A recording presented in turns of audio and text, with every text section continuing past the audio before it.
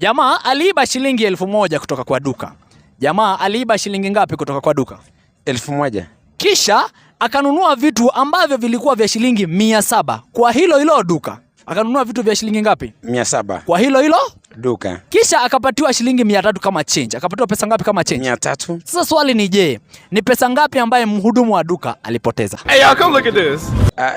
Hakupoteza kwa sababu alichukua zili 700 na 300 ndiye yake. Ni pesa ngapi ilipotea? Aliiba. Ukumbuke huyu jamaa aliiba shilingi 1000 kwanza. Kisha akatumia hiyo 1000 kununua vitu ambavyo vilikuwa vya shilingi 700 na akapatiwa change ya shilingi 300.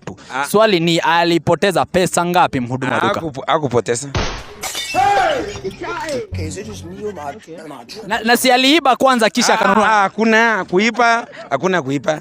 Ukipatiana pesa ni pesa.